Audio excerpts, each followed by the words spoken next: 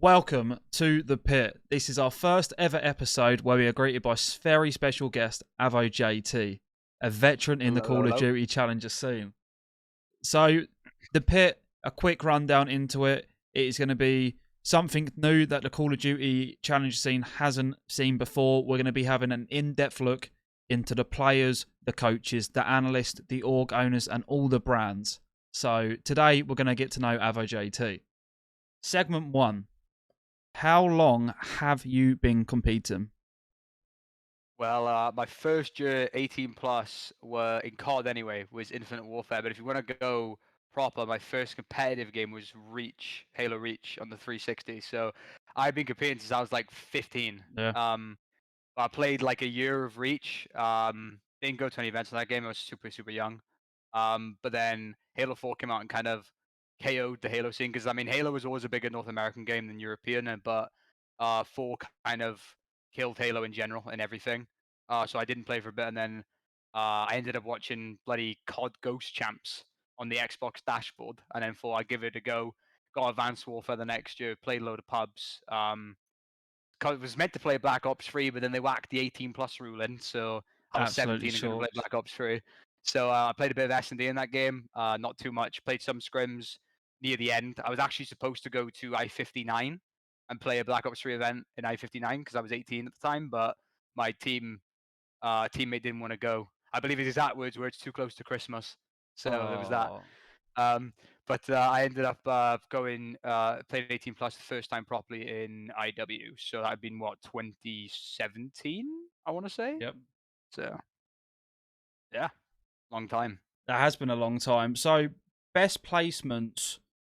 I mean, we've got to start from most recent. I mean, the most impressive to me personally is MW19 and Cold War. You managed to qualify to Challenger champs back to back, which qualifying once is no easy feat.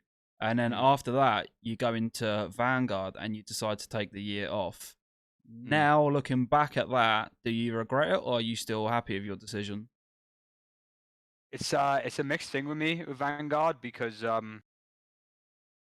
like in hindsight, I do think I would have been very good at that game. My team going into it was my champs team still, so I think we would have had like the edge chemistry wise in a lot of teams early in the game. But I didn't actually hate the game that much, but at that point in my life, it was like I had to finish my degree. I was sorting out a move, which took me a lot longer than I anticipated, but we're here now. And yeah, I pretty much like I said to the guys at the time, I was like, I actually spoke to Isaac, who was on my team at the time not too long ago, and we sort of mentioned this, but it was like I could have played Vanguard, but it would have been unfair for me because like I asked my team I want to give them 110 every day we're on. Yeah, And if I had tried to play that year with my way my degree was structured, it was like every sort of 2, 3 weeks I'd have had to have gone away for a week yeah, for like experience and stuff. So I'm like, it's unfair for me to ask my team. And bear in mind I could miss 2Ks, I could miss events if the weeks are the wrong weeks and dates. So like, yes, I think I'd have been very good, and I definitely would have made my MW2 year a lot less of a headache.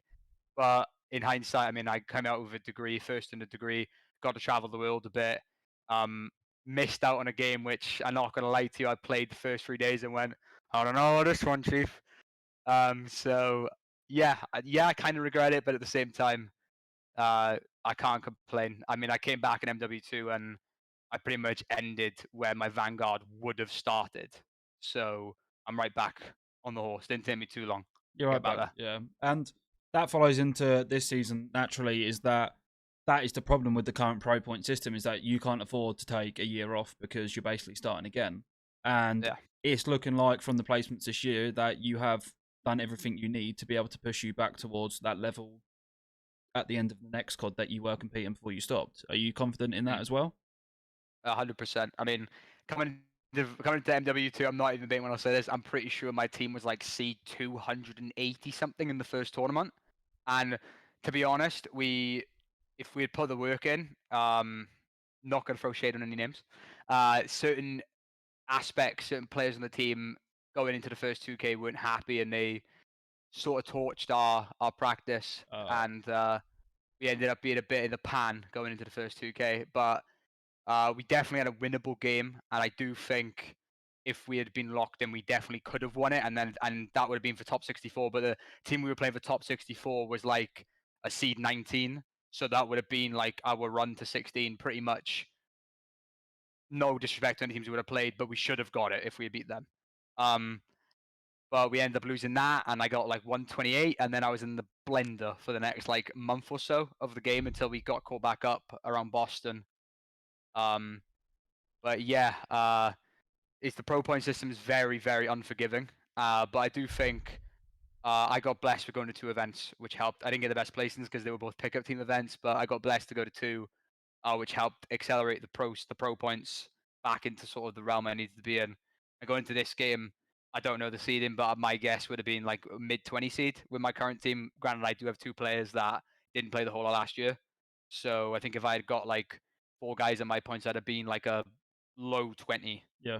seed. So I'm kind of in the same place, and I'm confident with the team that I've got that I can take the 5-6 seed hit and still come out unscathed going into the first tournament. So What? Before we follow on to the team, there is one other notable event that I've seen, and that was MW19, the Seattle Open, that was pushed online, and you managed to get a top 16 with a good name, a good friend of ours, Powerhouse. Can you talk me through that event, the format of an Open being online, and you bouncing back so well for it and finishing really typical? so the online opens, MW season was very strange even before it went on online. So all of those opens are supposed to be events. So if you go and count all the opens, there was like 20 opens that year. So because of that, and the fact that even the pro players said if we were going to play every event, we'd have to literally like we'd be coming home from an event, have like 3 days, and then be flying out to another one. So they made it so not all pro teams are at every event, and they made it. There was a rule that was called win by 2. So your top 2 placings in opens counted for pro points, and then any other placings below just didn't count. It was like a net zero. Now, in theory, this is a great idea because it meant that I didn't have to spend like 20 grand flying to events. But when it moved to online, my only disgruntled with it is essentially was, well, I went to 2 events and I got top 16 at London and top 12 at Paris, right? So I got 2 pretty good placings there. Now it's gone online. Everyone else gets 18 online 2Ks basically to get the same equivalent points as I got to go to an event and do it at an event. On top of that as well, the opens were single elimination until you got top 8, which meant top 12 was actually an impossible placing. So I had a placing at Paris that I had to beat like seed 1 to be able to get better than.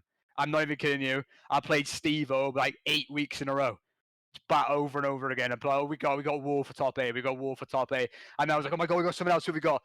SNG. I got insight bids and that for top 8 at class. Honestly. And I mean, my team's changing every week because it's the pickup cycle, and I'm like, this is great. I'm having a great time. But yeah, no, that Seattle Open specifically was quite a funny one because it was my team before that had a bunch of I'm pretty sure this is the tournament where before it there was a load of internal stuff, and there was a rumor made up that I had said stuff about my previous team.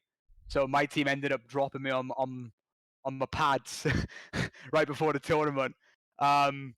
We deaded it pretty quick. I pretty much showed up. I literally was like, "Who said it? I'll go in front of them," and we got it dealt with. No beef. I love all those guys still. I'm pretty sure we ended up teaming again very quickly after. But I ended up with Snake, Powerhouse, God, Charlie? Hectic, and Charlie. Yeah, I fucking Charlie.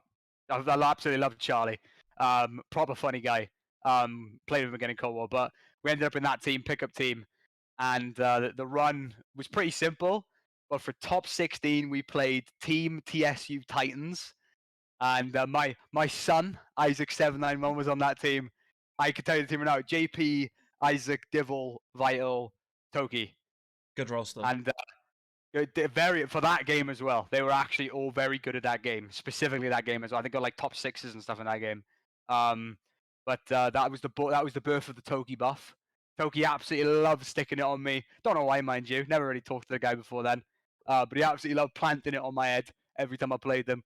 I saw that bracket and I was like, everybody lock in. We ain't losing this game. Lock in. And interesting fact about that series, I don't know if you ever get to catch it or got to watch it back, but We won. They were a very good hardpoint team, right? Very, very good hardpoint team. They struggled in S&D, and their dom was very 50-50. But they were a very, very good hardpoint team. But everyone sort of stuck it on them and said that in tournaments, players on that team get nervous, right? So we spawn in, bad side Ramar's a hard point, and we absolutely bully them. We absolutely bully them bad on map one. And I'm sat there going, wow, oh my god, Powerhouse J7's got a submachine gun on and he's flowing through the mate. I'm What's going thinking, on wow, there? absolute power pass, mate, flowing through the map, mate. And we beat a map one, and then we lose gun on S&D round 11. It'd be with a B pickup team. We win Petro Dom. Fun fact: TSU Titans never beat me on a Petro Dom. 3-0 against them on Petro Dom. So beating them on that, and then it was Azir Cave Hardpoint. Oh. We were 2 hills in, and Charlie gets blue screen. 2 hills in, and we're sat there, and I remember it was in Snake's stream because Snake was streaming it. I'm going, do we end the game? And do we end the game? And Dave goes, yeah, end the game. So we ended the game in the chat. He goes, we end the game. And they go straight to admins, and the admins basically say, it's up to you guys. You can replay it if you want, or you can take the map. And they're like, we're taking the map. So they scrubbed us 75 seconds into a hard point, and they scrubbed us. And we were actually winning that map as well. We win it. We split the time on P1. We got all of P2, and we were pushing out to go to P3, and they scrubbed us. We're like 30 points up. And they take the map. And then, luckily for us, and unluckily for them, map 5 was Arkolov Peak. And there's a very famous, well, actually, I'll probably have to try and find it for you. There's a clip of my old PC where I played Snake's original team, which was his like breakthrough team when it was like Bez, Melvin, Sean, and God, was it Omson? Yeah. Or was it Phantoms at that point? I can't remember. I don't know if they still had Omson at that point. But we played them, and my original team on that game, we were very good at Arkolov Peak S&D. I don't know why, but me, Has, Cobra, Vadex is like a 4. We're just really good at Peak. I remember telling Snake before that tournament, I was like, if you get me on Peak, you've lost. And map 5 against Snake was on Peak, and I went 19-4 in 9 rounds. I was like, you do not beat me on Peak. So there was a funny clip I tweeted a while ago, I think it got deleted, where I just would beat him. I was like, it's my peak. It's my peak. Try me on the peak. But we got him on, anyway, back to the story. We got him on TSU on Arkolov Peak map 5. It was a wrap. And yeah, it was wraps. I mean, I'm not going to gas it. They choked the 5-3 lead. They went up 5-3. And we 3v5'd them, and then we 2v5'd them. And then round 11, oh my God, you couldn't have written a better script, mate. You couldn't have written a better script. I call a play. I'm like, right, they're going to go A. They're going to throw the smokes over. It's round 11. They're going to default, right? So call the play. I don't know what Snake caught. I love Luke. I don't know what he decided to do. But he throws his own smoke, and he just jumps in the trench of his M4 and starts hammering bullets through the smoke. And then you just see on the screen, Semtex, Semtex, Semtex, Semtex, and he dies, right? I'm thinking, great, right? We've been blooded on 11, whatever. But for that, I'm quite lucky because behind me, Hectic's on like the bomb. Behind me is Charlie. He manages with an AR to kill Toki, who's sniping on the like ridge. He kills him, and then I late peek the trench, and I kill Divil and JP in the trench. So we're in a 4v2, a 3v2. It was a 4v2, and then I think Isaac kills Charlie, and it's a 3v2. And at this point, I'm thinking, right, we're chilling, right? I saw nothing in the trench, so I go, Aaron, Hectic on the bomb, watch my trench cross. I'm gonna get on the back heady. I'm gonna watch your broken cross. And Powerhouse has got mid, right? We're big chilling, right? He even gets a kill in mid. I'm thinking, Lovely. 3v1, Vital. We're like, this is free. We're good, right? All of a sudden, Vital shoots me in the back trench. I'm thinking, how's he got there then? So I don't know what's happened. Either Hectic's not called him, or he's got from us transitioning to getting each other's crosses. He's got the most amazing timing running through that cross. He shoots me in the back, and I'm thinking, damn, it's all good. I'm like, if Aaron just snakes the bomb or stays down on the bomb, Powerhouse goes broken, we're chilling. Hectic chows him and dies. I'm thinking, oh my God. And then I was specking. Powerhouse J7's in mid, no dead silence with an M4. I'm thinking, oh my, we've lost. We've actually lost. And he crouch walks into broken. He creaks the door. And MW as it goes open, mate. You can hear it across the map. I'm thinking, oh no. Vital plants the bomb. Even plants it on the good side, so he has the head glitch. I'm thinking, this is so curtains, bro. Right, Powers chows him to get his ship a week. I'm thinking, Vile just dead. He runs off, goes like back into like the hotel. Can see the bomb. We've lost. But for I don't know to this day. I don't know whether because Powers like backed up and hid that Vile might have thought he wrapped like that side to catch him, cut him off. But Vile tried to push through Broken, like around Broken. Oh. Powers was just stood still. He jumps out. A fair play to big man Josh, mate. Snaps and zaps him crossing the green box. And there you go. We've won a 1v1 round 11, the most bloody Hollywood series you're ever going to see. And you just hear Aaron Hectic just roar, mate. He's the Welsh accent. Let's go! Ah! It was great, mate. Snake on was there like, hey, hold on. He just throws the double birds. Oh, I love it. Ben Bean's got the clip, put the Titanic music over me. It was brilliant. Absolutely brilliant. 10 out of 10 clip, mate. What a series. What a series that was, mate. It was class. Best, most fun ever. And then I was just stood there smiling ear to ear thinking, bloody hell, Toki talks all this and he's still going to lose to me. That's crazy, bro. That's crazy. Oh, typical event. And Powerhouse doesn't lose his ones round 11. That's facts. So, man, big man. The wall, bro. The wall. oh, what a time. Great time. Unbelievable. So, into your team this year, I'm going to let you do the honours. Who are you teaming with this year, seeing as everyone has found out through the PP spreadsheet anyway? Absolute spreadsheet assassins, mate. They know. They know before I even know. Fun fact, I'll give you a little thing. I got dropped right before MW 2019 champs from my team because somebody on the spreadsheet had made a mistake and put me on the wrong team. So my team thought I had snaked them for another team. So I got dropped off of my team. I was like, I remember checking my phone and seeing all the messages and them like sticking on me saying I'm like a snake or whatever. I replied, boys, I'm eating a chicken tikka masala. What's going on? And I don't know what's going on. I'm watching TV and they're like, what, she didn't leave us? I was like, no. What's going on? And they explained it to me. I was like, they already had a fifth and I was like, so what's happening then? They're like, well, drop. I was like, okay. So that's why I feel like my team for MW champs. Oh, my team for MW champs is French. I had a French team. It was me, Rescue, Prax, Tax, Nexus, man. The Frenchmen. But anyway, my team for MW2, Infinity, Irumasoj, or JM2RE, or Josh Moore, he's many names, and Lacko. Any old heads will know everybody on that team. Yeah. Any new guys probably don't know Dan and might know Josh. But I play with Paddy or Infinity for most of the season this year. Pretty much from like I think the second 2K onwards. We had a little bit where we split and I joined like Isaac's team.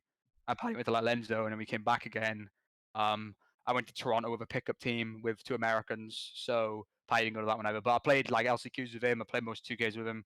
But yeah, got a lot of chemistry with Paddy. Love playing with the guy. He's a nice guy. Good teammate. He's also like 6'6", so if I ever get stuck in Milan, he's there and he's back in the beef. I love But then got Josh, Rumasoj. Should have gone to me with Boston, but I'll forgive him this one time. Mistakes happen. Mistakes do happen. But he's a bit of an old head. He first year he competed with the same year as me, IW. Very, very, very good player. I've always said this. Our team was called the Straight Shooter, and that was what I used to call him. And I used to gas him up. I'd be like, you're the straightest shooter I've ever seen. So we were called Straight Shooter because of him. He's been around a very long time. A very good player. Just needs to get his head in the game. I'm telling you, if he firms the whole year, he's that guy on an AR. He is that guy. All gas aside, I don't gas many people, but I've seen it in IW. I watched him LCQs for champs in IW, just planting people. And World War II, he played with like M. Ruiz and Cade at an event in World War II. So he's very, very good player. A lot of gas for him. And then Lacko, did you know my team when I played with Lazy or Parallaxes in MW2? So Lacko is kind of from like that circle with like Josh, Parallaxes or Jack, his name was, of that kind of group of guys. And Lacko is a very similar player to Lazy. He's been around for a long time. There's a very infamous clip on my Twitch, my old Twitch, where I actually played Dan in a 2K, and he was spraying my body the entire time in World War 2, and we 2-5 come back to map 2, 1 map 3, and a 2-5 to map 5. And I just went in game chat and absolutely, on my stream, I was like, shoot my body again. Shoot my body again. So that's the last time I played Dan in the 2K. But yeah, all the way back in 2016, Wow. or 2018 even 2018. But nah, he's very good. He's just he's not been around. He did play last year, but he's in pickup teams, and even playing against him like money eights and stuff last year, I even said I was like, even at his like current level, like no practice, no team, I was like he's easily a 32 player with like nothing. I was like, so if I give him Wow. a month, get him on the wavelength, get him on the page, get him the reps, I'm like, your guy's gonna be really good. So, and above all else, all three of my teammates shoot pretty straight. So That does if help. all else fails, if all strategy goes out the window, we just gotta come out Got the gunning. swinging.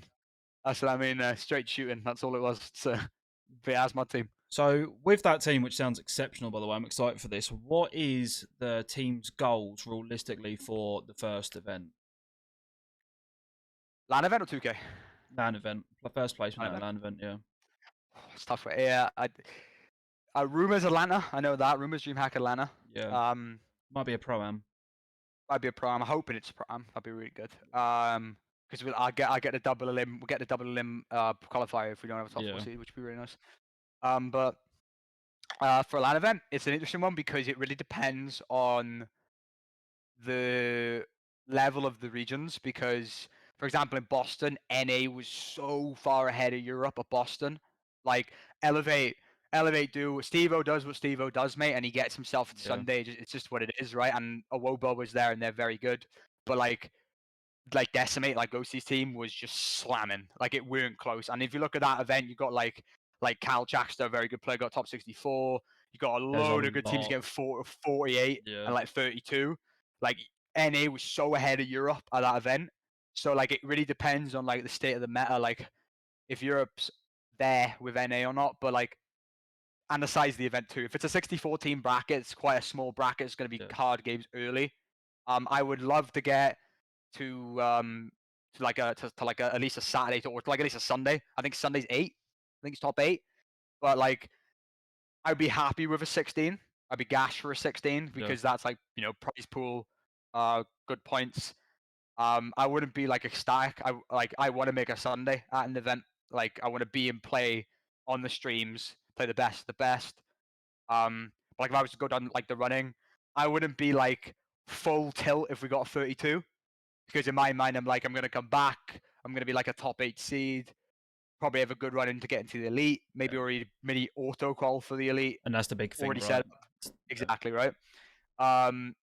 But I would be like kind of damn we should have done better. But like 32, I'd be like I'd accept it. But I like minimum I'd want is a 16. I'd be content with a 16. Yeah. So. Cool. And seeding for elites, how confident are you that this team can get in the first 2 elites? One of them. One of them. I definitely think we 100% can if everybody's head switched on, no internal drama. Because I always say this: 99% of the time a team changes is because either somebody gives up, somebody loses full at somebody and can't regain, or somebody's got an offer. Like very rarely is it like a skill thing with teams. It's normally like they feel like they've plateaued and they just kind of give up on the motivation to get better. Um, great quote from my man Darrell in New York. Everybody can shoot straight if they play the game a lot.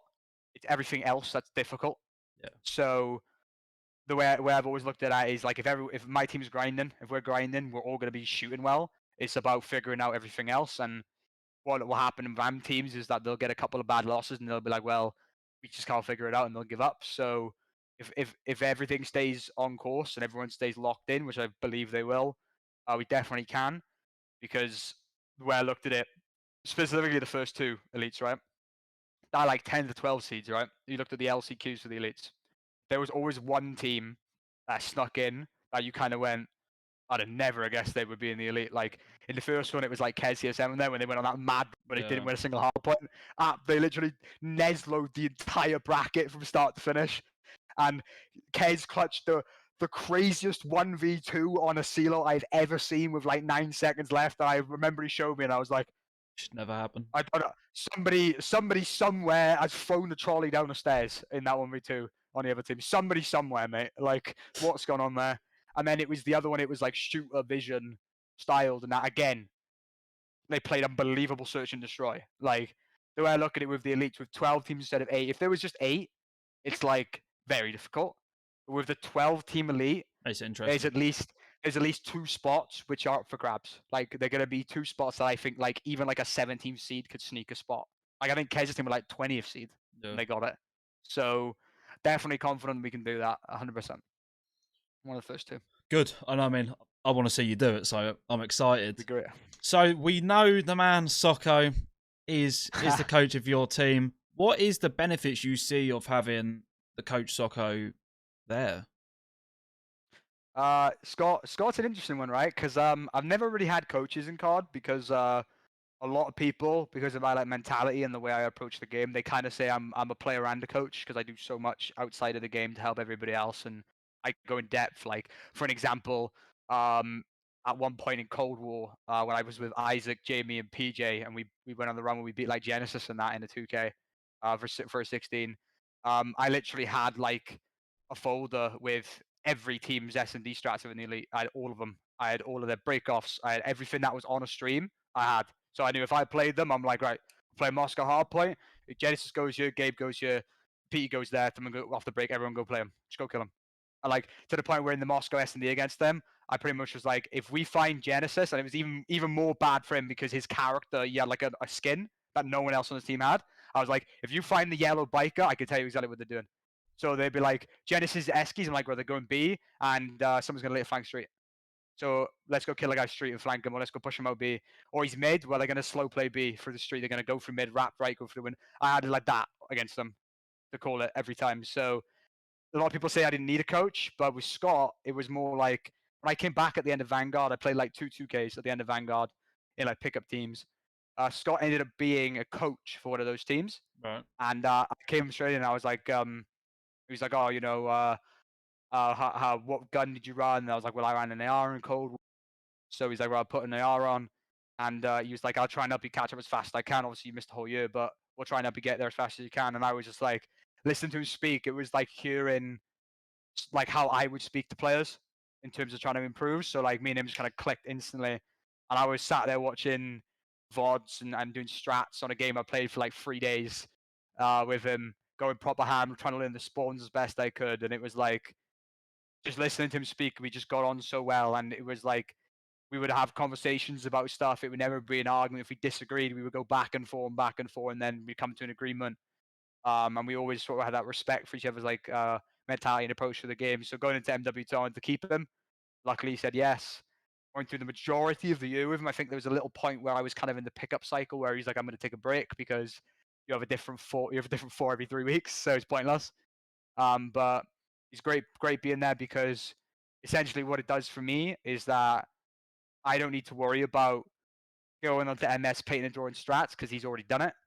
I don't need to worry about like watching VOD back multiple times to do, the team, then me, then maybe some player because he's like gonna send he's got notes, George, you gotta go right, not left, you gotta hold this angle, Paddy, you gotta go over there. So it's like everything gets streamlined. So instead of me spending 3 hours on a map, I might spend 40 minutes just going through the map, streamlined with everybody, all the little things. Um Another thing, like at the start of the game, you figure the spawns out. I don't have to go and load up a CDL rule with 4 bots and stare at a screen watching spawns because he's going to figure it out for me. So it's just he's very streamlines everything.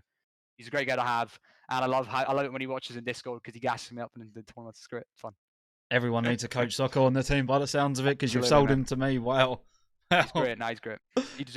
He deserves as the gas him. If he wanted to, he should definitely be on a top 4 team. Yeah. So he deserves that. No arguments there. So this goes in with your team. Well, Coach Socko told me that the other 3 lads on your team are doing this full time now. They've left their jobs. They're Yeah. going to be So fully focused on uh, COD. How much of a benefit for you is that, right? I mean, it's great because it means that I don't have to worry about game time. Obviously, I work. I pretty much worked my entire career. Like since I was 16, 17, I've had a job. So working and playing is all I've ever really known. Um, but like Paddy, Josh, Dan, they all sort of did the same thing where they worked the summer as much as they could to get stash money, get a load of funds for themselves, and then they were all going to take either minimal hours or like a leave to focus the game.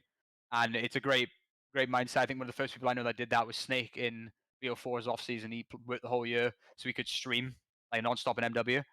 And obviously he got part and everything, so it worked out for him. But like they basically just did that. So I'm like, I don't need to worry about them being able to go to an event because they've got the money saved.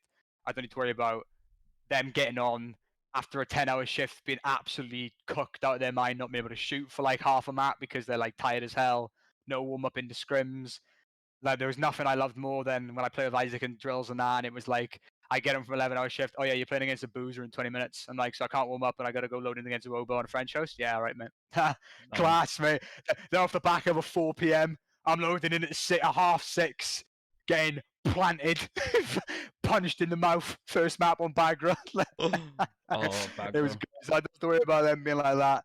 Obviously, I'm going to be working because I have to, but I'm so used to it at this point, and it's just like how I roll. I get through it quick, and as long as everybody understands that I might be windy for half of an Albagra Fortress while I get warmed up, but after that we'll be all right. So how it goes. I'm confident it's gonna be good. It's gonna be good fun.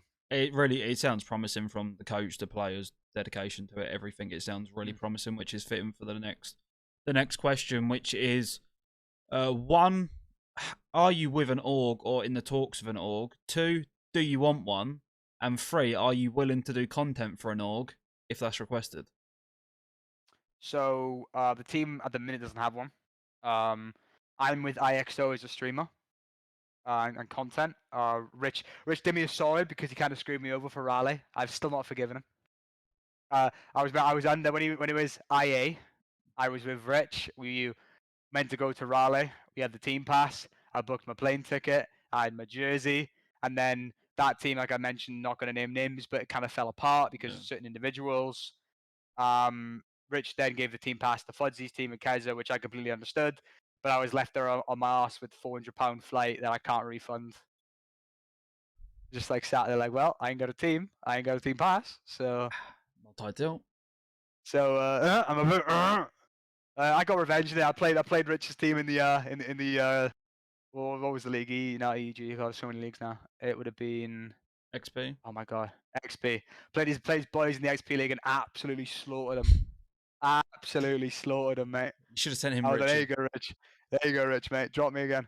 But yeah, no, yeah, I do love Rich. I love Rich. I love great. They're all guys and girls are all great over there. Been a great Scots end in terms of like support and stuff. So I do stream for them. Do I want an org? Yes, I'd love an org for a team. I actually would like to wear a jersey at a LAN event again. I've not worn a jersey at a LAN event since 2018 in World War II. That's the last time. Every other time, all my LAN photos are in random T-shirts, and I don't mind it. But you know, it kind of looks cold if you've got a nice like jersey on, repping with your name on the back. It's pretty sick. Um, so I would love to do it. Would I do content? I'm more than happy. I've done content every org I've been in. When I was on Barrage in World War II, we did like I actually did like a headset shoot for them for their Lucid Sound headsets because I'm a camera operator is one of my jobs, so I got equipment. So I went out to New Orleans and I was doing a photo shoot for them. I'm actually the Lucid Sound headphones. I'm actually the poster boy for 1 year for them. There's a photo of me at Sheffield, and they caught me mid shout. I was yelling "shoot" but with an I, very loud at somebody, and you could just see all the veins in my neck bursting when I was about to yell it. And that was the photo for Lucid Sound. It was great. I look good. Although it was my very very long hair, and I used to have it like tied back, so Oh, my hair's all coming to the side. get that back. I was like 18. Yeah, man, the absolute bowl cut assassin, mate.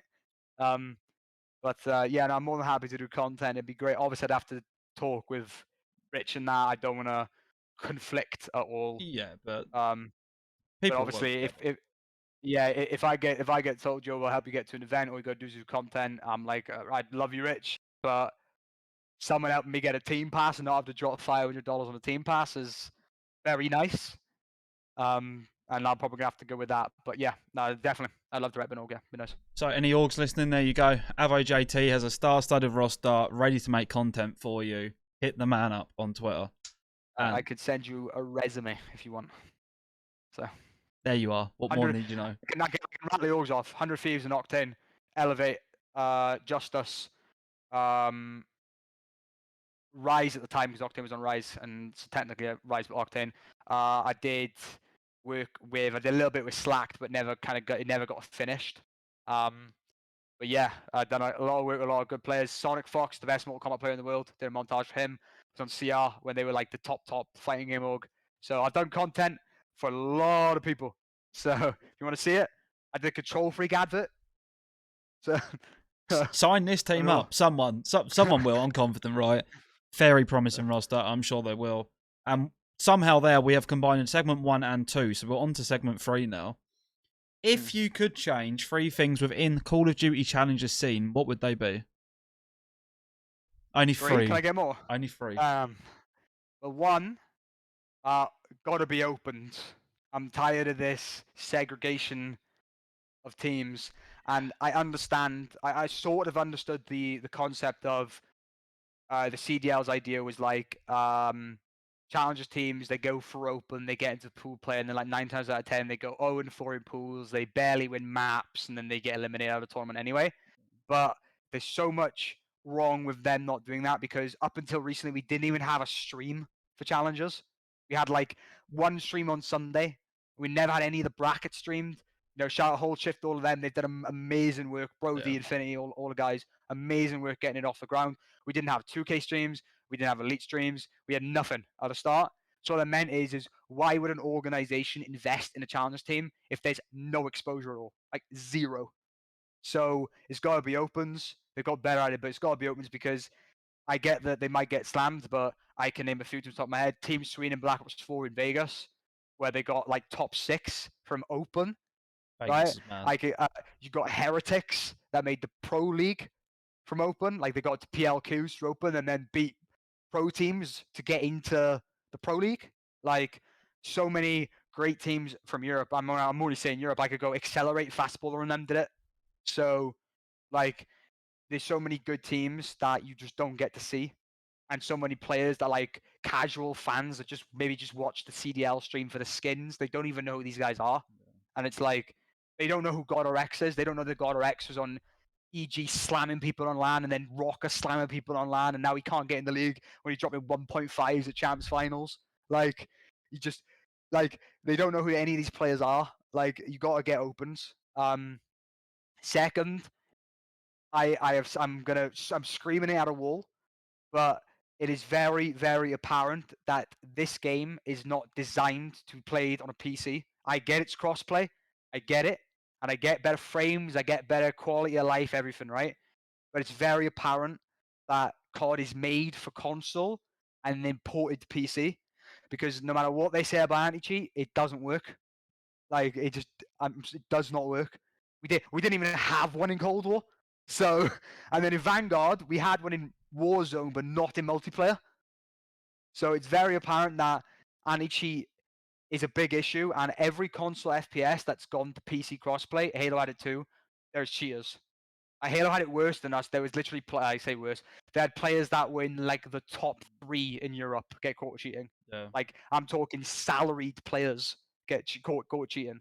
So, and unfortunately, Cold War was an all-online season, so it was very easy to get away with it. Vanguard, minimal events get away with it. MW2, like in theory, you could cheat a whole of MW2 and just get prize money from the elites, and like you make it so much money, you don't have to even go to events. And then all you got to do is say, I got dropped right before champs, can't be bothered to play it, and then I don't have to go to a LAN event. Like, so until they figure it out, and I tried to wait. We literally in our 4th year, I think, 4th year, 3rd year, Cold War, Vanguard, MW2. We go to our 4th year on PC, and we still have cheating issues. The people are cheating in the beta. Like, we still have cheating issues on this game. So it's very apparent to me that they're not going to figure it out. And you know, bless up Blue T, bless up CMG, all of the guys trying to do their best to moderate this stuff. And I feel bad for GB. Like, everybody sticks on the GB admins, but you know, like how hard it is to do hacking accusations and process that stuff. Because it's like, if you get it wrong, there is a player that potentially could be like the next up that you've just banned for 10 years. Ruined his name. Like his game's gone forever. Like he's never coming back. So I get it's a massive headache. It has to be like undeniable that they're cheating. So why even bother dealing with that Just stick us on a console. Like, I get it. PLA is going to complain, oh, we bought PCs and stuff like that, la la la la, right? I get it, right? But nobody complained when we went from 360 to Xbox One, and then 1 year later went from Xbox One to PS4. You already spent that money back then. If you want to compete, you'll spend it again. And on top of that, if you're tight for money, sell your 1,700 quid I PC, know. buy a 500 quid PC, and buy a PlayStation, Yeah. and pocket 700 quid in your pocket and start streaming again. I've never understood that Like, debate. Makes no sense. you're literally quartering the price, and on top of that too, right? You can also do other things with this. Open brackets could expand. You're not spending £2,000 on setups on PCs. You're spending 500 quid on a console. So that immediately means one PC is with 4 consoles. So you've got half a station. So you could effectively almost double the bracket for the same cost, and then have minimal tech issues. Now I know PlayStation has Bluetooth issues. Xbox didn't have them, but I'm telling you right now, I will play on a Cronus every day of my life to not play against someone with walls. I will sit there and play with Bluetooth flag again every day of my life if it means I don't have to do that again. So, like, and on top of that too, now PlayStation controllers, I got a PS5 stuff here. Like, they're wired now. You can set them to wired. Like PS4 controllers, you had V2s that you can set to wired. So that eliminated that entirely. Players can complain all they want. Oh, it still feels different. Why don't you play at home on wired and then it won't feel different LAN when you, instead of you trying to get a 2 ms advantage online? Like, it's just it blows my mind that we're dealing with this. Like, absolutely, because it's going to get to a point where, like, players in the top echelon are going to be cheating and getting away with it. Yeah. And it's like, my biggest complaint, and it's, I feel on both sides, is there's such a lack of credibility now for anything you do. Because if you're a new player coming up, you're cheating. Yeah. If you suddenly be played, you're cheating. You're definitely cheating. Like, I remember when Maestro and that came up, right? There was like talks, yo, these guys are kind of weird. You know, Twisted, Aspect, Chunk, Maestro, they're shooting very straight. Like, and this is before everyone was sort of clued on EQ. So, like, that, like, no disrespect to those guys, but my god, they've got 20/20 hearing with EQ, mate. They're incredible at sound, and I gotta give it to them, mate. Right? But like, even like Falcons, remember when Falcons came over? Yeah. There was all the cheating accusations when in the first tournament they played. They didn't even get like an amazing place, and they got 16. Like, there's cheating accusations with those guys, and that's just because no one knows who they are. So there's like, well, we don't know who you are. You're suddenly really good, so immediately everyone goes, they gotta be cheating. Like, and then on the flip, you could be a very, very good player that might have taken a break, come back with like walls, and nobody bats an eyelid, because as long as you don't make it, not even about walls, just get like UAV, just get like a UAV thing on your map. Oh, okay, this guy here is just pre-aiming everything. Well, 6 years ago he was in pool play, so he's a sick player, so he's probably just still really good. And then you've only got to do it for like 2 months till you learn the game and you get your stock back, and then you don't have to do it anymore. Yeah.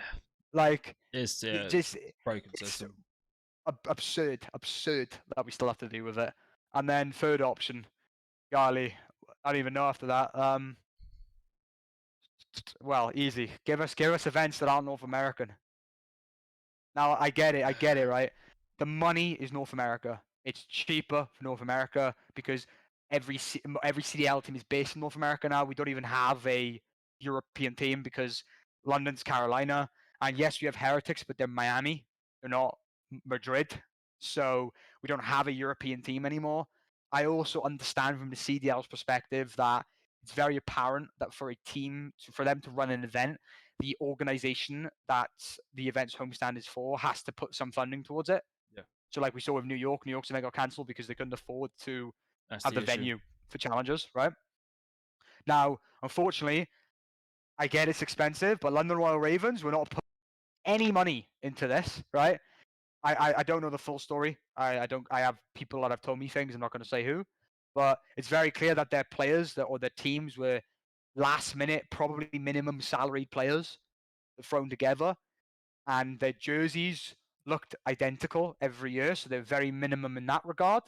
So it's very clear that they, after the first season where they invested a lot, they had that should have been an insanely good team, which they were on LAN. That Wuskin Scraps, Judd, rated Dylan team Should have been on unreal. LAN on LAN were actually really good. They got top 4 at London.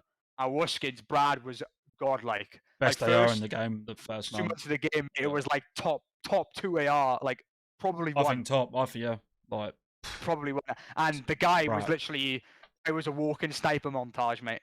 Like the most sniper kills on S&D the whole year. Brad, if he kept playing, I get like what happened to those guys. I don't know. I don't begin to even understand what behind the scenes happened. But the whole like Reddit thing where they kind of got blacklisted or shunned, I guess you could say. I feel so bad because like Brad and Matt, they're both very good players, and like Brad was like, I feel like if he kept playing, mate, like it was only going to go up because he came in Pro League London and he was like God on that team. He was close to a big move, very close. 100%, man. I completely believe it. He was like the second coming of Swanee, mate. Like, shout out Swanee, by the way. Don't know where he is, don't know what he's doing, but what a man. But yes, no, European events, 100%. Even if they just let us run small events. Now, the reason we don't have small events is because if there's a certain prize pool and a certain amount of teams, you have to get CDL rights. I think it is. Because CWL did it. It was like £10,000 or something for CWL rights. So you have to get CDL permission. And it's like, well, no one in Europe, like I-Series, are not going to drop like 20 racks for like a 32 team COD bracket that not going to get the same coverage, you know? It's not going to happen. Like, let's just run some small events. Let's just run a couple of 5Ks in like London or Birmingham or bloody hell. I played a CWL event in a leisure centre in Sheffield. Like, I might have something for you, mate. To be honest, you might want to. like, give us some. Even in the Netherlands, they do those. I don't know what they're called, No but more. they're They like don't. they don't know them anymore. Now Rotterdam one stopped, but there's a podcast coming out Friday that I was on with a very special guest from Katana Gaming, the Vista. If you want to go watch it, and we were promised, or not promised, but the expectation was minimum 3 lands next year in the UK. Oh man, minimum. I mean, like I remember like when I started playing for a European team that wasn't like a pro team, like wasn't Epsilon, Millennium, Splice, right? For them to get out to an American event was a big deal because it didn't happen. Like you never saw it. I remember when I went to New Orleans, right? It was like me, a team called Cyberstorm, which was like Jacko, Ivins, Logic, Just George, Ash, Cool, Asho. going back now, aren't we? We gotta go back some names there, mate. And then Renegades, but even then, Renegades is a massive org, right? We were 3 open bracket teams, and that was it. That was literally it. Like obviously Supremacy, Epsilon, like they were all over there, but they're like pro teams. There was literally three teams that went over there that were from the UK. Like it was a big deal. I literally remember my phone blew up. How's it going? How's it going? How's it going? How's it going? Is there a Periscope? Is there a Twitch? Like, is there anything? Whereas now it's like you don't play unless you go to America. No. And it's crazy to me. Like there's so much talent. Like, could you imagine Hydra? Because Hydra didn't have the most financial backing as his early career. Can you imagine Hydra never got to play a LAN event unless he went to America? Bear in mind he's from a very poor place. Like historically, he's not the most wealthiest. And I'm not going to say private details. I learned from people. You know, he got a lot of help from a lot of players money wise, right, at the start of his career, and a lot of backing from players to hype him up to get him places, right? Can you imagine he came up now? No. Like, where's he going to get €1,000 from to go? No. Like, not having him. Like, but potentially you might never see him. You might have never. The guy just went MVP, 3 chips in a ring. That may never happened. It blows my mind. Like, you know what I mean? But yes, if that's happening, oh my, fall to my knees, bro. Katana, mate. Like, fall to my knees. Make sure you watch our podcast. You're gonna love it. But I'll have to. On to segment 4. We're gonna keep this one short and sweet. Is there any advice that you would give for upcoming and aspiring Call of Duty players that are coming into the Challenger scene for the first year? That's a loaded question. Right. Well, the first one is stream. Stream everything. If you can. I get people don't want to stream scrims. I understand. Because scrims are the best of time of stressful. So it's unneeded stress. But you gotta be streaming anything you can. Streaming tournaments, streaming S&D, streaming ranked if you play it, right? Pubs. You gotta get out there. You gotta show your talent. Because the days of not streaming anything and getting into a team, they don't exist. unless you record everything and you spam clips on the timeline of big games, you spam your clips, right? Then maybe, but you got to get yourself out there, and you got to like. And the one benefit is if you stream and you play very well, a good player will watch you and go, well, he's not cheating because he made a mistake here, he made a mistake there, he made a mistake here, so he's not cheating. The guy is just very good, and straight away you're like up there. Like the cheating allegations are not going to be there. You're immediately getting a bit of credibility. On top of that, too, if you guys have got a little circle you're coming up with, try not to split every 5 seconds, because in reality, if you're in the sort of 64 area as like your average placing at the start, any team you go to that's also in the area, they're no better than your team. It might be like marginally better at some things, but they're probably not much better at all, and it's definitely not worth it to just team hop. Like your best bet at that level is get 4 guys you absolutely love playing with, grind every day, and just sit there and learn. Watch as much VOD as you can, because in reality, pro players that are in the league, I know all of the old heads from my like upbringing when I was like 15 watching the teams. The only one left is literally Clayster. That's it. Like Clayster is the oldest player now. Like it was Scump Zinny play at the start of the year. Now it's just Clay. When he goes, that's the Black Ops 2 era gone. At that point, then it's the Ghost era is the oldest era with like Slasher attaching them. But you gotta understand that those players have been playing for like 10, 15 years. The stuff that took them an entire year to figure out, you can watch 2 maps and learn. So why spend 6 months grinding, putting your hand to the blade, getting a mistake, making 100 mistakes, when you can watch your VOD, their VOD, and go, well, why does Slasher look this way and not that way? Let me watch it back. Oh, look at the mini map. They spawn over there. Maybe if I look that way, they spawn there. But if I look this way, they spawn there. Okay, I've learned that. Now, you might not have realized this if you just scrimmed until 3 months into the game when somebody told you. But you've watched it now, and in 5 minutes you figured it out. And that's like a year of experience you just skipped. And that is why gradually in any sport, right, the new generation are at a baseline better than the old generation, right? At a base, because they're learning from the old generation, and they're being able to skip things the old generation had to learn the hard way. They're doing it easy by watching it and just quickly absorbing it. So you just elevate your base level. So then when you put the hours in and you grind, your growth is way higher now. Your potential's way higher instead of starting very low. Like do that basically. Stream, grind with the team, stick with it, learn the game, watch VOD, do the boring stuff now so you don't got to do it later. And then lastly, I know it's very easy, but don't go on Twitter on smoke, putting everybody on blast if nobody knows who you are. Because unfortunately, COD players are like psychological psychopaths, and they hold grudges over the dumbest things. And if one person goes, I hate this guy because he's toxic, he tells his team go, all right, okay, that guy's toxic. They then tell their mates and eights, and they tell their mates and eights, and all of a sudden 17 teams think you're toxic, and you're sat there going, literally the 50 Cent meme. What they say me for? Like, I didn't even do anything. Like, and believe you me, I know from experience, because when I was 18, right, and I had my bloody bowl cut, and I was like ego maniac, like I wouldn't say ego, but I was like super passionate about everything I did. If people tried to like question my work ethic, my ability, it would just annoy me. So I had no filter, and I would just be like, what are you saying? Like, I remember somebody like told my teammate that I'm a massive killer in World War II. I went out of my way to find his Twitter to DM him and say, what you said? I'm my killer. Tell me. Like, and little things like that. It's like I was hormonal and emotional as hell, and it's completely understandable why, because he was like sending for me without even talking to me.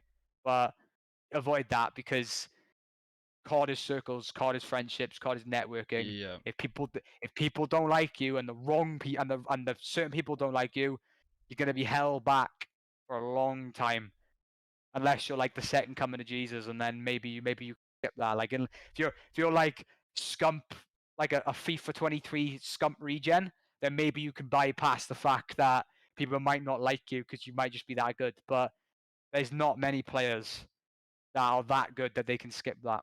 There's not many players. So, and I'm talking ever that are that good. So, like, yeah, that's my advice from a very old player. I guess I'm old, right? 25, is that old? No, Maybe. not at all. Listen to the man's advice. Like, do not let that fall on deaf ears. But that is the completion of the segments. And now all we have is 4 questions that we're going to ask our first 5 guests. So, quick fire questions. What personality in Call of Duty esports inspired you to pursue competing in this scene? Grim6. Love it. Which EU player do you see getting called up into the CDL next? Oh. It would be Cobra if he could speak English. He needs to learn English. Learn it, and it's him. I could see Harry or Joey, because they're on London, and I think they've got a good network, and they're obviously very good players. Who I think deserves it. Somebody somewhere gets Steve and Wee Man on a team. Like put him in a box, ship him over. So many people Because said this. the fact that Wee Man, in my opinion, by the way, people might agree with me, has been overall the best they are in Europe since MW 2019, and he's not in the league is laughable. That guy, I tell him it, he's unbelievable. He's the best. And then Steve's got an average placing of like 1.3. Like the guy wins more than he loses over here. And you're picking up all his teammates, and he's sat there like, well, I got to build another team. I got to teach another team. Like somebody get him in the league. Somebody. Like put him. I don't care if Carolina or Vegas or whatever team is like kind of like the leftovers. Whatever happens to Gorillas, right? If you guys are struggling, put Steve and Wee Man on a team and let them pick 2 players up, and it'll be a very good team. I mean it. Just do it, please. Someone Like, out the LA Gorillas in this, please. please. Oh, next up, the most iconic EU organization in COD history. Oof. That's got to be errors, right? I think that's got to be errors. Early doors, it's got to be TCM. Like you're talking like mod free. Yeah, I didn't know about COD back then, but I went back and watched it because I'm a nerd. But like TCM, obviously, great shout. Josh Gunchy, all of them early days, right? Yeah. I would say then from like probably like Ghost AW, BO2, you're looking at Infused, Epsilon, still kind of TCM, but they kind of teetered off in AW. But I'd probably say like Epsilon and Infused definitely then. Like going in the past there, you got like Millennium, Supremacy kind of darting in and out. You had Hyper Games for a year, they were a good org. Yeah. And then I would say post like sort of before we got to the franchise teams, you're looking at Splice when they got the European team, and then they had like Judd on the like American hybrid team at one point. And then I'd probably say it was one more org I was thinking. Nah, I mean I was gonna say Fnatic, but they were in for one game, so I can't really give them that. But yeah, no, I would say TCM, Infused, Epsi, Mill, Splice. That would be like my run. That order. Honestly, that's just wow, isn't it? Absolute top tier. And last one, the best European COD player of all time, in your opinion. That's tough, bro. I don't know if there's a clear cut one. I don't think there is. I think you like America, it's Crim, and in any game, it's like overall it's Crim. I think that's undeniable. But Europe's like so much closer. Again, I think it might be errors, but if I was to say overall, I think it's probably Tommy or Madcat. Madcat's there because he obviously won a North American event for the first time. He was in that legendary Splice team. Judd could also be in there because Judd was like god tier, and the fact that guy stopped playing, I feel like what at the end of his career was criminal, mate. Because that guy was next level, mate. Yeah. Like the best European SMG I've ever watched. And it's like, I think if you took him like Ghost Judd and put him in a game now, he's like still that good, bro. I'm telling you, like. But I would have to say it'd probably be errors. I think overall it'd be Tommy or Madcat just because like Tommy, in my opinion, was like godlike in any game he played. Like he was very good at BO4 on Rec. He was very, very good on World War II. Yeah. He kind of did that thing, didn't he, where he kind of played and then quit and then played again and then quit, and Come back I for think that champs. kind of ruined his like stock in terms of like the franchises picking up players. I know he Yeah. ended up on Dallas. I mean, he technically has a ring because he was on Dallas when they won MW 2019 champs. He technically has a ring. But in terms of like Mad Cat, he won a North American event. He's been around forever. He definitely deserved to be on the London team, but I guess somebody had to miss out, and unfortunately, it was him. But I think if we're going like pre CDL era, it's probably Tommy or Mad Cat. If we're going honorable mention to Swan. If Swan kept playing, I think he'd probably been one, but Swanee was like top 3 AI in the world at one Yeah. point.